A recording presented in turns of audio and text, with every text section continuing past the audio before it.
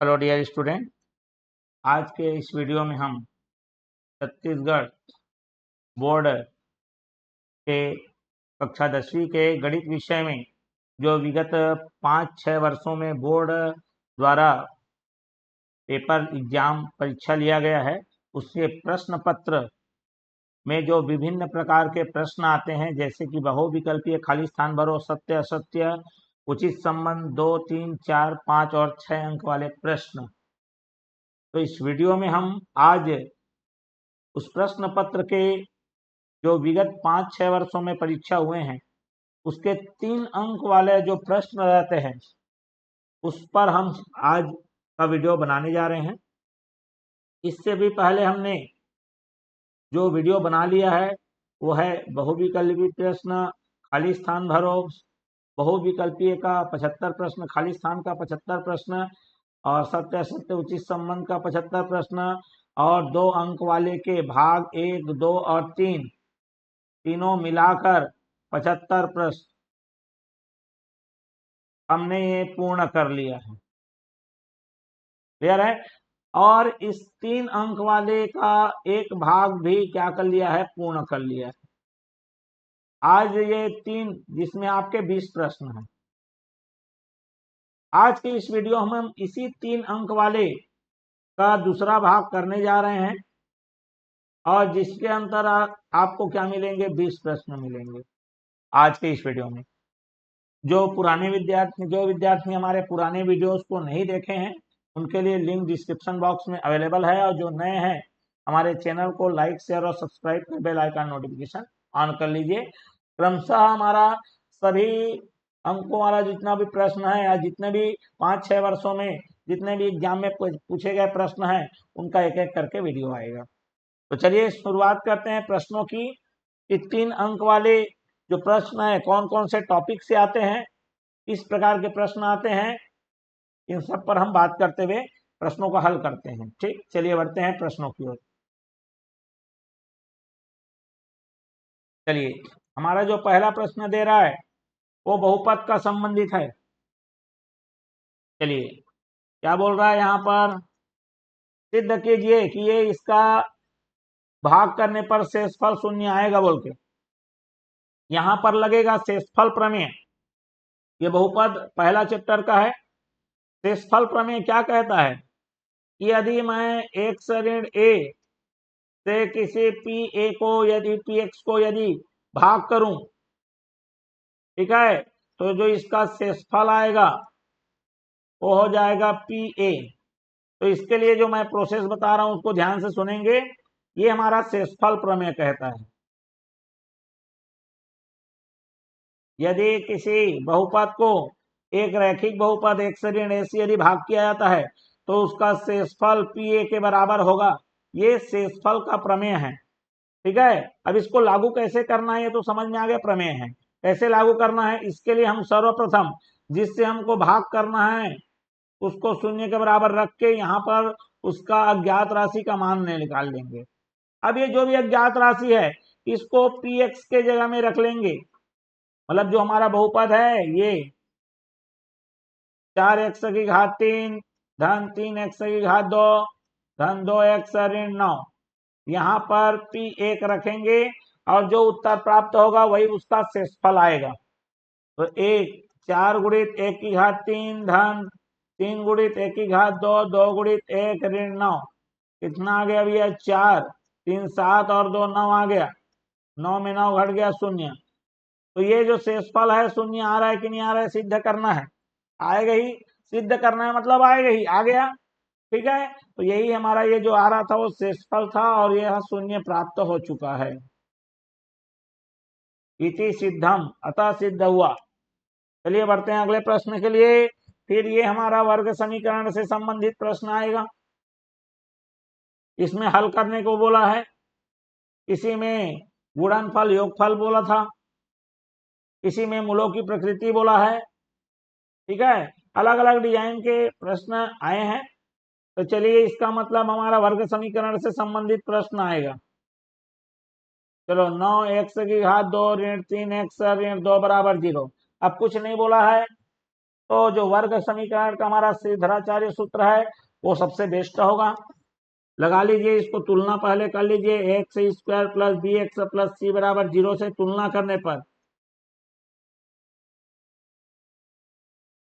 क्या प्राप्त होगा? ए बराबर 9, बी बराबर ऋण 3 और सी बराबर ऋण 2। ठीक है, तो एक्स का मान हमारा सूत्र क्या होता है? Plus minus b, sorry minus b plus minus under root b square minus 4ac divided by कितना? 2a। मान को रखने पर ऋण बी के जगह में ऋण 3 धन ऋण अंडर रूट क्या हो जाएगा? ऋण 3 का वर्ग ऋण 4 गुणित ए के जगह में 9 और सी के जगह में ऋण 2 बटे में आप कितना करेंगे? 2a, 2 गुणित कितना? 9। इस प्रकार ऋण ऋण धन 3 हो गया, धन ऋण 3 का वर्ग 9 और ऋण ऋण धन हो जाएगा 9 चौक 36, 2 72 बटे में कितना आ जाएगा? 18। देख लीजिए, 3 धन ऋण ये 81 का वर्गमूल आ जाएगा, 9 बटे में कितना आएगा? 18। फिर क्या करेंगे आप? एक बार धन लेंगे तो 3 धन 9 बटे 18 जो कि 12 बटे 18 आएगा। 6 दूने 12, 6 3 18, 2 बटे 3 आ गया। एक बार आप ऋण लेंगे, 3 ऋण 9 बटे 18 हो जाएगा जो कि ऋण 6 बटे 18, 6 कम 6, 6 3 18 ऋण ऊपर है। तो ये इस प्रकार से उत्तर हमको प्राप्त हो जाएगा और यही हमारा अंतिम फाइनल उत्तर आ जाएगा। एक्स का मान आ जाएगा 2/3 ऋण 1/3। ठीक है, चलिए तो बढ़ते हैं अगले प्रश्न के लिए। और ये हमारा जो 3 नंबर वाले में है, ये हमारा गणितीय कथनों की जांच है, उसमें से आएगा ही आएगा। और भी हमारे इससे पहले जो वीडियो बनाए हैं 3 नंबर वाले प्रश्न के लिए, उसमें ये वाला प्रश्न रिपीट हुआ है। ठीक है, किसी न किसी वर्ष में, तो ये आएगा ही इससे संबंधित प्रश्न। चलिए देखते हैं तो फिर अभी हमारा क्या हो जाएगा। तो इसके लिए हमने बताया है, जब भी सम संख्या की बात करेगा तो 2 के गुणज में होता है, 2 के आएगा। अगला जो सम संख्या है उससे 2 ज्यादा रहेगा, अगला सम संख्या उससे और 2 ज्यादा रहेगा, तो 2 में 2 जोड़ दिए तो 4 हो गया। क्लियर हो गया बात? अब इनका सम पूछा है, इनका 3 क्रमागत सम संख्याओं का योग पूछा है और अंतिम में दिखाना है कि वो 6 के गुणा के रूप में आएगा करके। तो चलिए, 3 क्रमागत सम संख्या का योग तो सबको जोड़ना है, जोड़ दीजिए। 2 के धन 2 और 2 के धन 4 जो कि आ जाएगा 2 2 4 2 6 के धन 4 और 2 कितना हो जाएगा? 6। दोनों में 6 कॉमन ले लीजिए। के धन 1, के धन 1 कोई एक निश्चित राशि आएगी, मतलब एक नया संख्या आएगा जिसको मैं अब मान लेता हूं m। तो यहां पर लिख देता हूं मैं, जहां m बराबर के धन 1 है। अब स्पष्ट दिख रहा है आपको कि जो हमारा 3 क्रमागत सम संख्याओं का योग है 6 के गुणा के रूप में दिख रहा है, अर्थात सिद्ध हुआ कि ये 6 का क्या है जी? गुणज होगा। स्पष्ट है? तो चलिए बढ़ते हैं अगले प्रश्न के लिए। और ये रहा हमारा अगला प्रश्न। हमारा अगला प्रश्न क्या है? देखिए, क्षेत्रमिति से संबंधित है, जिसमें बेलन का बोला है, मतलब क्षेत्रमिति से आएगा ही आएगा। ठीक है, आधार की परिधि, आधार की परिधि होता है 2πr जो कि 88 दे दिया है हमको। ऊंचाई दिया है भैया 10। ठीक है, तो चलिए जो जो दिया गया उसको लिख लीजिए। परिधि, आधार की परिधि जो कि होता है 2πr जो कि हमको दिया है 88। बेलन का निकालना है आयतन। आयतन निकालने के लिए आपको त्रिज्या निकालने की जरूरत पड़ेगी। चलिए ऊंचाई भी लिख देता हूं मैं 10 सेंटीमीटर और ये सेंटीमीटर। त्रिज्या कैसे निकलेगा? 2 गुणित 22/7 गुणित त्रिज्या बराबर 88। देख लो, 22 दूने 44 हो गया और 44 दूने 88 होता है।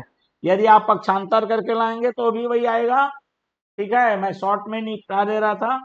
आर बराबर 88 गुणित 7 बटे में 22 गुणित 2, 22 दूने 44 से कम 44, 44 दूने 88 और ये 7 दूने 14 सेंटीमीटर आ गया। अब आपको निकालना है आयतन। ठीक है, मैं आपको एक बढ़िया मेथड बताऊंगा। पाई आर स्क्वायर एच होता है। क्या पाई आर स्क्वायर एच को मैं 1/2 लिखा, बटे में 2 कर रहा हूं, तो 2 गुणित कर सकता हूं कि नहीं? ठीक है, पाई आर का वर्ग है, उसको पाई और आर लिखा, आर को अलग से लिखा, 2 बार आर हो गया, और ये एच। मैं ऐसा क्यों लिख रहा हूं आपको बता देता हूं। अगर आप यहां से आंसर लाओगे तो आएगा ही आएगा। 22/7 आर का वर्ग मतलब 14 का वर्ग गुणित ऊंचाई हमारा 10, जो कि आएगा 22/7, फिर 14 गुणित 14 गुणित 10, 7 एकम 7 दूने 14, 22 दूने 44 हो जाएगा। 14 चौक 56 का 6 हासिल है 5, 14 चौक 56 और 6 61, 6160 आ जाएगा। वो भी घन सेंटीमीटर में आएगा। अब देखो, इसको नया रूप में लिखने का मैं तात्पर्य बताता हूं। 1/2, ये 2 पाई आर के जगह में सीधा सीधा आप क्या लिख सकते हो, 88 लिख सकते हो। त्रिज्या आपकी निकल गई है 14 और ऊंचाई दिया है 10, तो भी आपका वही आएगा 6160 ही आएगी। आपको जो अच्छा लगे कर लीजिए। मैंने 2 अलग अलग बता दिए, उसी को नया डिजाइन में फिर उसी को भाग करके उसी को गुणा करने का कोई मतलब नहीं है, ये बताना चाह रहा हूं मैं। समझ रहे हो बात को? चलिए चलिए देख लेते हैं ये अगला प्रश्न हमारा। फिर से आ गया वही सिद्ध करने वाला, बहुपद वाला आ गया। तो यहां पर अभी भी कुछ देर पहले बताया था, तो मैं मान लेता हूं पी एक्स 2x की घात 3 धन x का वर्ग ऋण 5x धन 2। ठीक है, अब इसको किससे भाग करना है? x धन 2 से। तो जिससे भाग करना है 0 ले लो, यहां अज्ञात राशि का मान निकाल लो, ऋण 2 आएगा। स्पष्ट हो गया। अब इसको क्या करना है, इस x के जगह में रखना है, और ये जो आ रहा है यही शेषफल है। ठीक है, क्योंकि शेषफल प्रमेय के बारे में इसी वीडियो में कुछ देर पहले बताया था, इसलिए और उसको डिटेलाइज नहीं कर रहा हूं मैं। 2 गुणित ऋण 2 की घात 3 धन ऋण 2 का वर्ग ऋण 5 गुणित ऋण 2 धन 2, 2 की घात ऋण 3 माने कितना हो गया? ऋण 8, ऋण 8 2 ने ऋण 16, 2 का वर्ग 4, ऋण ऋण धन हो जाएगा, 5 2 ने 10 और ये 2, 10 4 14 और 2 16 हो जाएगा, ऋण 16 धन 16 बराबर 0 आ गया। और शेष फल क्या हो गया? 0 आ गया। यही सिद्ध करना था। क्लियर हो गया? शेष फल प्रमेय कहता है कि यदि मैं कोई बहुपद है पी एक्स, इसको भाग कर रहा हूं एक्स ऋण ए से, तो जो इसका शॉर्ट में शेषफल आएगा वो हो जाएगा पी ए। ठीक है, तो हम लोग क्या करते हैं, देखो एक्स ऋण ए को बराबर लोगे 0, तो एक्स का मान ए आ गया ना, तो इसी एक्स का जो मान आता है उसको बहुपद में रख देते हैं, और हमको क्या दे देता है? शेषफल। और ये जो पूरी प्रक्रिया है इसको बोलते हैं शेषफल प्रमेय। ठीक है, चलिए तो बढ़ते हैं अगले प्रश्न के लिए। फिर से हमारा देख लो मेंसुरेशन आ गया, मतलब क्षेत्रमिति आ गया, जिसके अंतर्गत बोला है लंब वृत्तीय बेलन। चलिए बेलन बना लीजिए। फिर क्या बोला है? आधार की परिधि उस बार 88 था, इस बार 44 है, आधा है। तो उसका उत्तर 6160 को, इसका उत्तर आएगा 6160 को आप 4 से भाग कर देंगे, वही उसका उत्तर आएगा। देख लेना, इतना ही आएगा। 4 एकम 4, 4 पंचे 20, 4 चौक 16, इतना उत्तर आएगा, आप देख लेना। चलिए, क्यों आएगा कारण स्पष्ट है, बता देंगे। यहां पर देखो हमको क्या दिया है? आधार का परिधि दिया है, जो कि बराबर होता है 2 पाई r। इस बार वो 44 दिया है 88 के बजाय, और ऊंचाई वही दिया है 10 सेंटीमीटर। ठीक है, ऊंचाई अभी भी 10 सेंटीमीटर ही है। चलिए यहां से निकाल लीजिए त्रिज्या 2 गुणित 22/7 गुणित त्रिज्या बराबर 44। देखो 22 दूनी 44 से कम, इधर 44 से कम, तो त्रिज्या का मान कितना आ गया भैया? 7 आ गया। आप करके देख लेना। ऊंचाई दिया गया है, आयतन क्या होता है? पाई r स्क्वायर h होता है। इसको नया डिजाइन में क्या लिख सकते हैं? 1/2 2 पाई r गुणित r गुणित h। ठीक है, इससे भी वही आएगा, उससे भी वही आएगा। आप करके देख लीजिए। 22/7, r का वर्ग माने 7 का वर्ग, और ऊंचाई 10। 7 से 7 कट जाएगा, 22 में एक बार 7 बचेगा, 22 सत्ते 154, 0 बोला था हमने, वही उत्तर आया। देख लो, यहां भी आप रखोगे तो भी वही उत्तर आएगा। 1/2 सीधा 2 पाई r की जगह क्या रख दो? 2 पाई r का मान दिया है ना 44, रखो गुणित r, त्रिज्या 7 दिया है, और फिर ऊंचाई 10। ये देखो 22 सत्ते 154, और ये 0 वही चाह गया। आयतन है इसलिए सेंटीमीटर की घात क्या लगेगी? 3 लगेगी। स्पष्ट हो गया। आप कोई भी मेथड अपनाइए, आपको आंसर मिलेगा जो आपको उचित लगे। मैं दोनों मेथड बता दिया मैंने। यहां पर देखो क्या बोला है? सिद्ध कीजिए। ये देखो, गणितीय कथनों की जांच से तो प्रश्न आएगा ही आएगा भैया, इसमें कोई शंका वाली बात नहीं है। हल कैसे करना है? अब लगेगा सर ये तो वही टॉपिक तो आ रहा है, उसी टॉपिक का है, टॉपिक अलग है। टॉपिक ठीक है भैया, क्वेश्चन तो अलग अलग है ना। तो भैया पूरा वीडियो को देखिए आप। चलिए क्या लिखा है यहाँ पर देखो, 2n धन 3 पूरे का वर्ग, 2n ऋण 3 पूरे का वर्ग। अब ये 8 का गुणज है, गुणनखंड है, एक गुणनखंड 8 है, मतलब 8 के पहाड़े में आए गए, इसका उत्तर ही हमको बता देना है। ठीक है, चलिए कोई बात नहीं। यहां पर देखो a प्लस बी का वर्ग क्या हो जाएगा? a का वर्ग प्लस b का वर्ग धन 2ab, 2 गुणित 2n गुणित 3, बीच में माइनस लगा है। ठीक है, तो a ऋण b का वर्ग क्या होता है? a का वर्ग धन b का वर्ग ऋण 2ab, 2 गुणित 2n गुणित 3।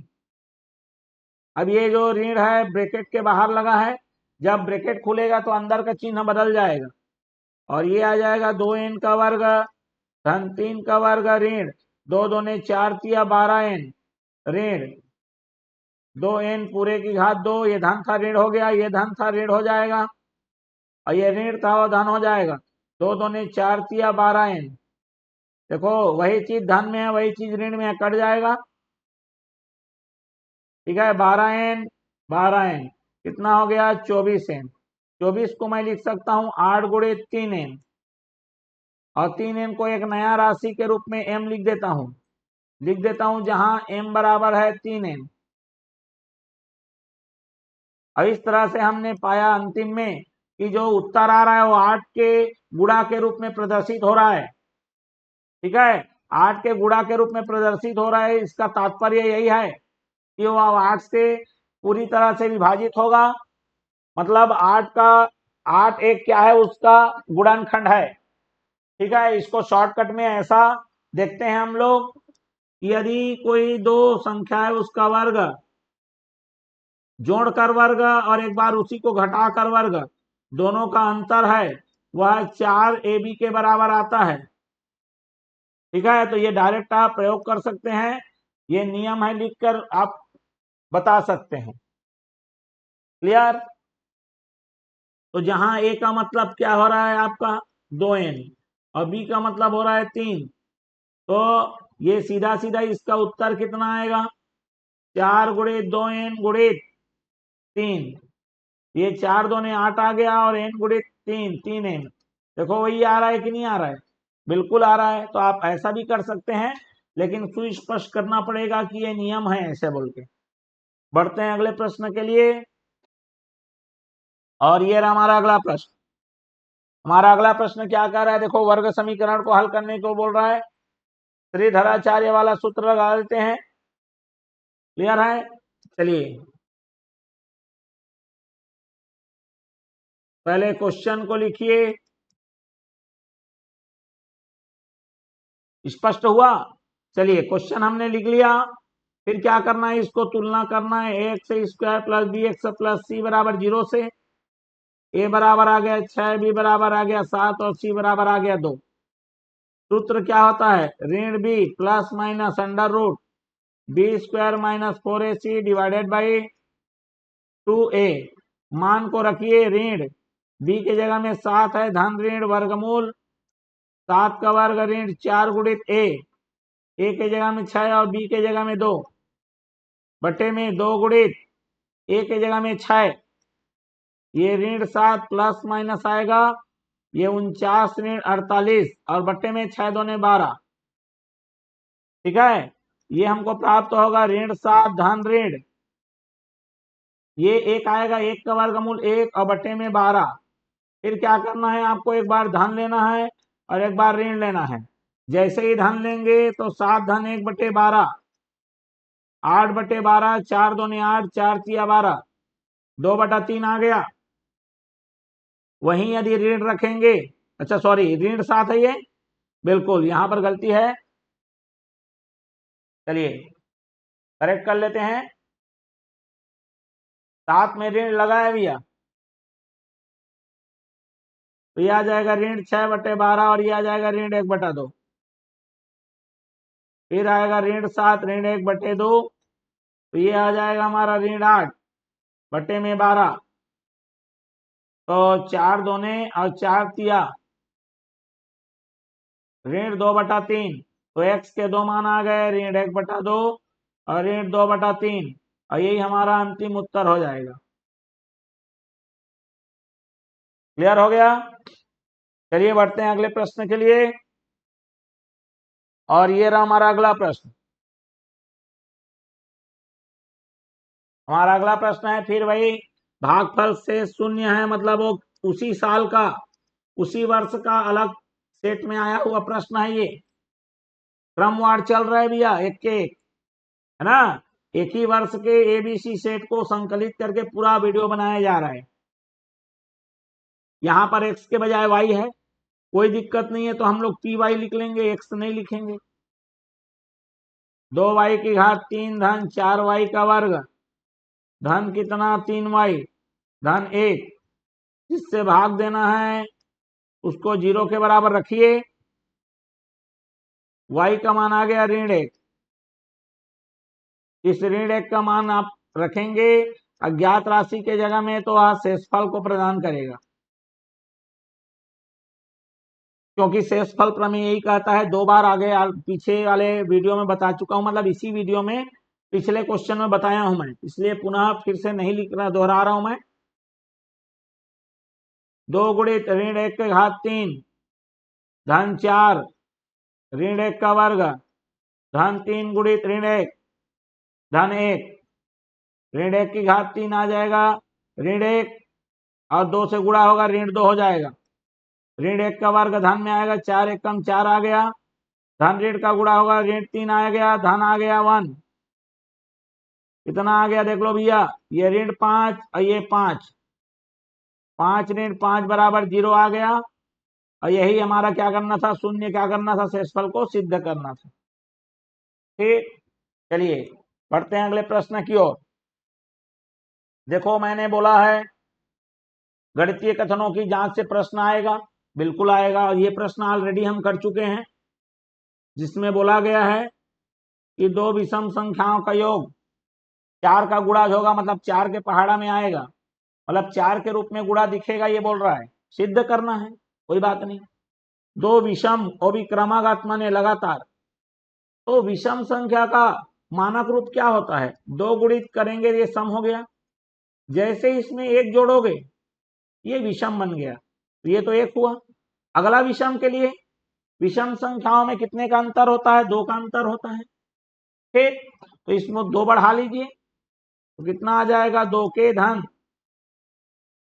1 में 2 जोड़ोगे तो कितना आएगा? 3। अब बोला है 2 क्रमागत विषम संख्या का योग,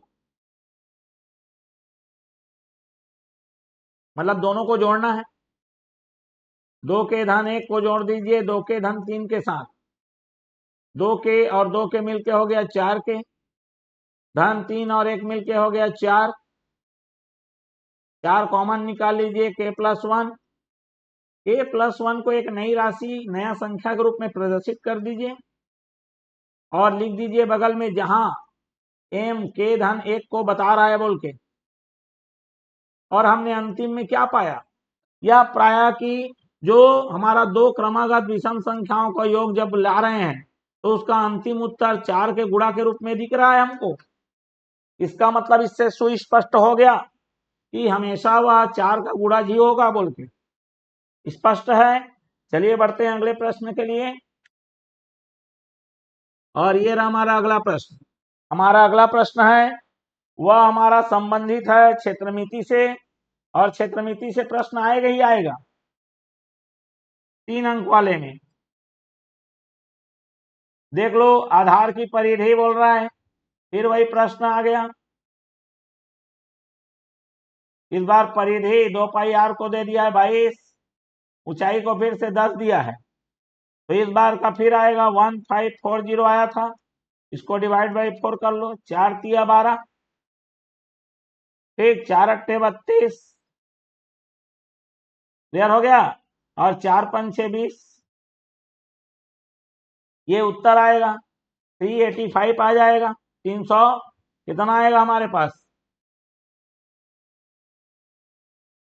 ठीक, क्लियर हो गया बात। 385 आ जाएगा, देखना उत्तर यही आएगा। चलिए बढ़ते हैं तो फिर आयतन पूछा है ना, फिर से वही प्रश्न। बस देखो, एक बार 88 दिया, एक बार 44 दिया, एक बार 22 दिया, 4 का भाग होते जाएगा उत्तर में। चलिए,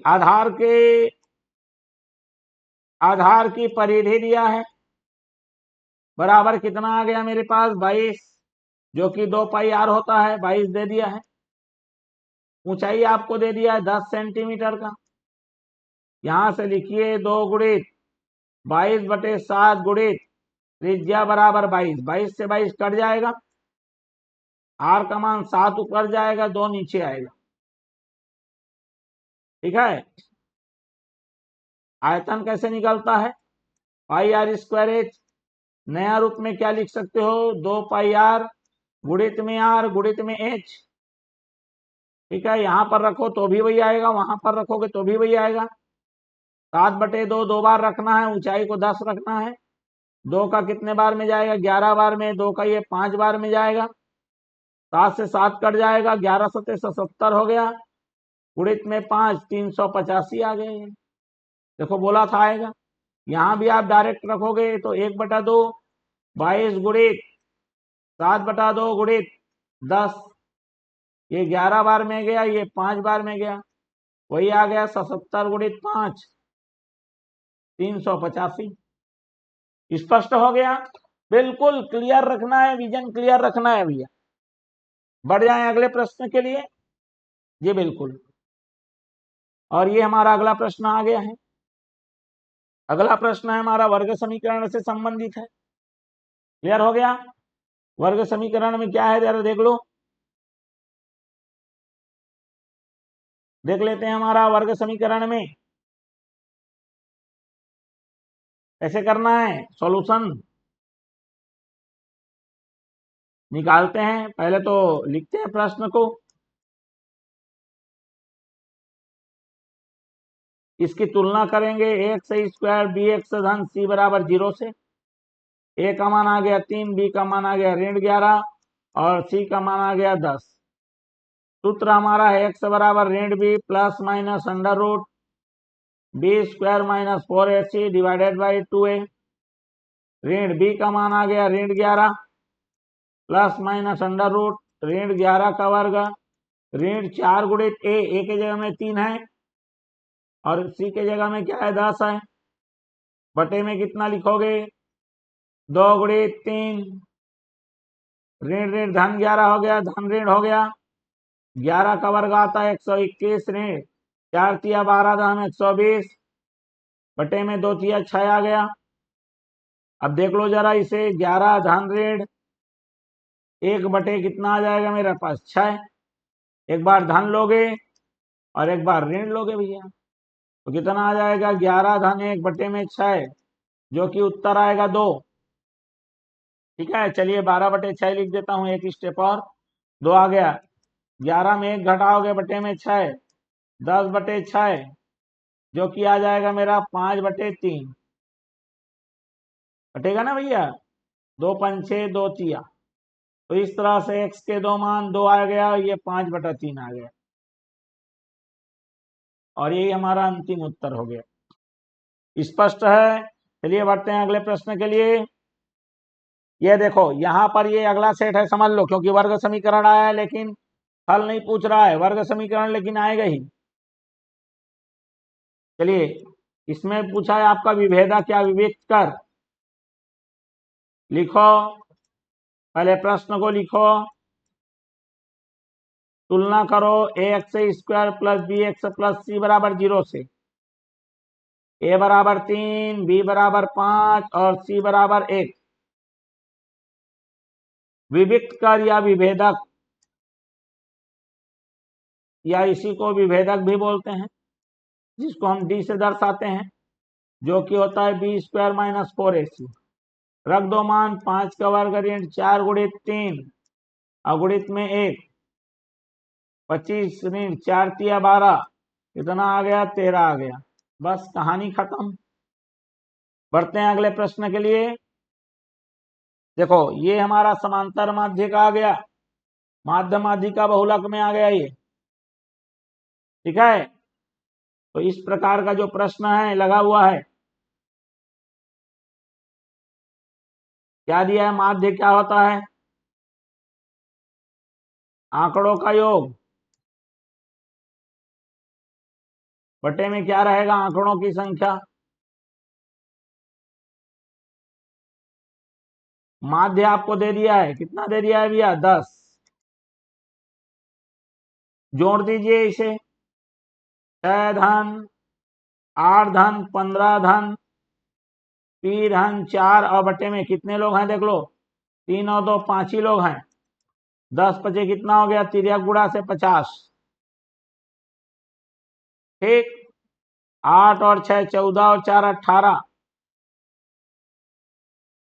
क्लियर हो गया बात। या फिर ऐसा कम करिए, 4 और 6 10, 10 और 15 25, 25 और 8 33 हो गया। धन में अलग से पी आएगा, पक्षांतर करिए, पी का मान आएगा 50 ऋण 33 और पी का मान आ जाएगा 17। स्पष्ट हो गया, मतलब ये समझ में आ गया, ये दूसरे किसी अन्य साल का है, ठीक है, दूसरा सेट का। बढ़ते हैं अगले प्रश्न के लिए। ये देखो समांतर श्रेणी का आ गया, फिर से 12वां पद निकालने के लिए बोल रहा है ये, ठीक है, 12वां पद निकाल लीजिए बोल रहा है। चलिए कोई बात नहीं, 7, मतलब शुरुआत 7 से हुआ है, ए हो गया, डी का मान 10 में 7 घटाइए 3 आ गया, एन के जगह में लिख दीजिए 12। एनवा पद का क्या सूत्र होता है, a plus n minus 1 into d. हमको 12वां पद का मान चाहिए ए 12, ए के जगह में लिख दीजिए 7, 12 ऋण 1 11 हो गया, और डी का मान रख दीजिए 3, कितना आ गया मेरे पास 7 धन 11 गुणित 3, 11 तिया 33, 7 धन 33, कितना आ जाएगा आंसर हमारा 40। स्पष्ट हो गया बात। चलिए बढ़ते हैं अगले प्रश्न के लिए। अब देखो ये हमारा अगला प्रश्न है जो वर्ग समीकरण है, जिसका मूल पहले से दे दिया गया है, ठीक है। अब इसका वर्ग समीकरण निकालना है। मूल दिया है मतलब एक को मानते हैं अल्फा 7 धन वर्गमूल 3 और एक को मानते हैं बीटा 7 ऋण वर्गमूल 3। ठीक है, तो हमारे पास जो सूत्र होता है मूल जब दिया रहे और वर्ग समीकरण निकालने का, अल्फा धन बीटा गुणित में एक्स करना है प्लस अल्फा गुणित क्या करना है बीटा बराबर 0। तो हम एक काम करते हैं, पहले दोनों को योग निकाल लेते हैं, दोनों का गुणा निकाल लेते हैं। अल्फा धन बीटा क्या हो जाएगा 7 धन वर्गमूल 3 को जोड़ देना है 7 ऋण वर्गमूल 3 से, ये कट जाएगा 7 7 हो जाएगा 14।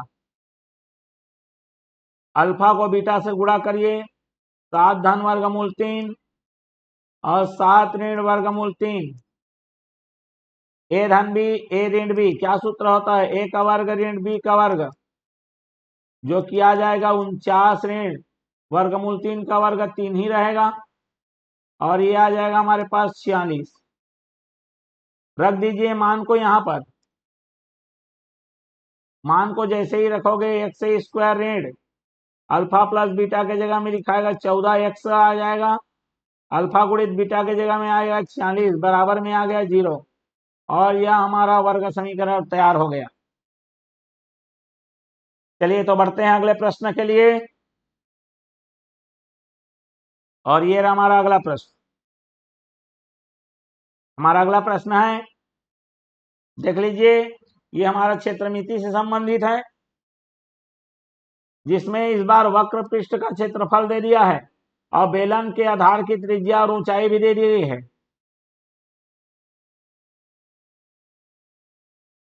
ठीक है, बेलन का वक्र पृष्ठ मतलब 2 पाई आर एस दिया है, कितना दे दिया है 660। ऊंचाई दे दी गई है आपको, ऊंचाई कितना दे दिया गया भैया 15। कोई बात नहीं, बहुत सरल प्रश्न है ये। ठीक है, वक्र पृष्ठ का क्षेत्रफल बराबर होता है 2 पाई आर एस, जो कि मेरे को दे दिया है 660। ऊंचाई दे दिया है 15 सेंटीमीटर का। रख दीजिए मान को 2 गुणित पाई के जगह में रखो 22/7, त्रिज्या निकालनी है, ऊंचाई के जगह में रखो 15 और 660। आर का मान आ जाएगा 660, जो बटे में था गुणा हो जाएगा और जितना भी गुणा में है वो सब बटा में आ जाएगा। ठीक, 22 एकम 22, 22 दिया 66, 2 एकम 2 का 15 बार में 15 एकम 15 एकम, तो यहाँ पर आर बराबर केवल और केवल क्या बचा 7, तो इसकी त्रिज्या आ जाएगी 7 सेंटीमीटर। स्पष्ट है। चलिए बढ़ते हैं अगले प्रश्न के लिए, और ये रहा हमारा अगला प्रश्न। हमारा अगला प्रश्न कहता है, क्या कहता है जरा ध्यान से सुनिए। हमारा अगला प्रश्न ये कहता है कि जो 9 प्रथम 9 प्राकृत संख्याओं का औसत निकालना है। प्रथम 9 प्राकृत संख्या मतलब 1 धन 2 धन, ठीक है, औसत का मतलब वही माध्य होता है। तो चलिए इसे माध्य लिखो या औसत लिखो, दोनों का तात्पर्य एक ही है, आंकड़ों का योग बटे आंकड़ों की संख्या, मतलब सांख्यिकी से आएगा ही। 1 धन 2 धन 3 कहां तक गए, ये 9 तक, 9 लोगों को बोला है ना, तो कितने लोग हैं, अब 1 से लेकर 9 मतलब 9 ही है। तो इसका शॉर्टकट टेक्निक यदि ही 1 नंबर वाले प्रश्न में आए तो इसका सीधा सीधा माध्य हो जाएगा 1 धन 9 बटे 2, कितना आएगा 5 आएगा। तो जब भी आपको ऐसा महसूस हो तो आप देखो यहाँ पर उत्तर ले आओ, ये टेक्निक से पता चल गया कि उसका उत्तर 5 आना है, तो इस 5 का गुणा कर दीजिए 9 से। ठीक, आप ये रफ में करेंगे या 1 नंबर वाला रहेगा तो भी रफ में ही करेंगे इसे, तो इसका मतलब ऊपर का कितना आएगा 45 बटे में आएगा 9 और ये 9 पचे 45, 5 ही आना है भैया। तो ये 5 हमारा उत्तर आ गया, आप जोड़ के देख लीजिए, कोई दिक्कत नहीं है, जोड़ के देखेंगे 45 ही आएगा। ठीक, चलिए बढ़ते हैं अगले प्रश्न के लिए, और ये हमारा अगला प्रश्न। हमारा अगला प्रश्न बोल रहा है वर्ग समीकरण का है, मूलों का योगफल और मूलों का गुणनफल पूछा है। समीकरण पहले से दे दिया इस बार, एक्स स्क्वायर धन 2x ऋण 3 बराबर 0 प्रश्न में दिया गया है, जिसकी तुलना x square plus b x plus c बराबर 0 से करेंगे तो ए का मान आएगा 1, बी का मान आएगा 2 और सी का मान आ गया ऋण 3।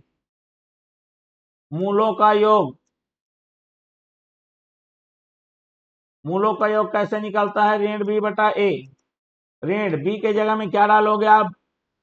2 बटे में ए के जगह में कितना रखना है? 1, और ये आ जाएगा ऋण 2। मूलों का गुणनफल,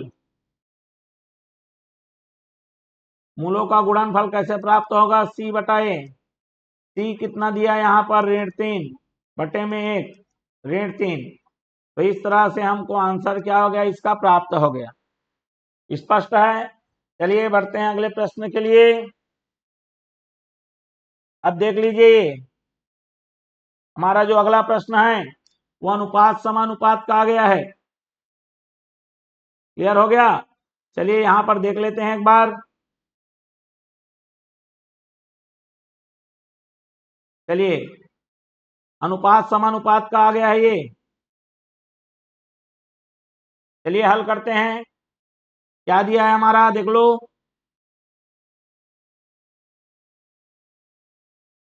यहां पर x का मान निकालना है बोल रहा है। समझ रहे हैं बात को? x का क्या निकालना है?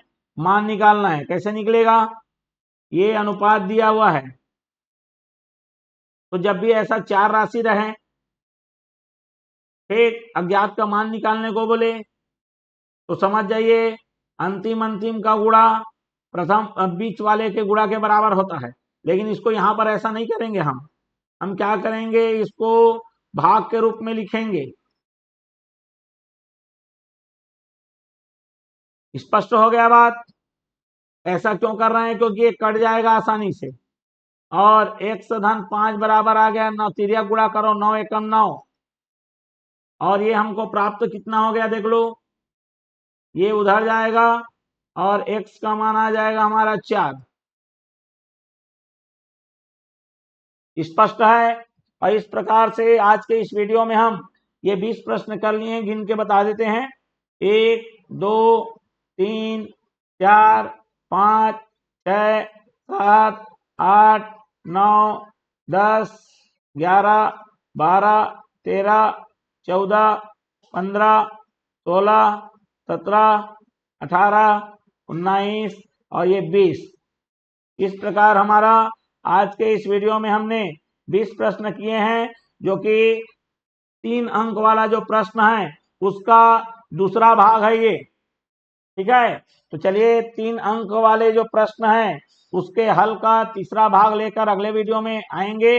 जो विद्यार्थी हमारा पुराना वीडियो नहीं देख रहे हैं वो लोग लिंक, उन लोग के लिए हमने लिंक डिस्क्रिप्शन बॉक्स में रख दिया है, वहां से आप देख सकते हैं। तो चलिए चैनल को लाइक शेयर और सब्सक्राइब कर बेल आइकन नोटिफिकेशन ऑन कर लीजिए। तो चलिए मिलते हैं अगले वीडियो में, तब तक के लिए आप सभी का धन्यवाद एवं नमस्कार।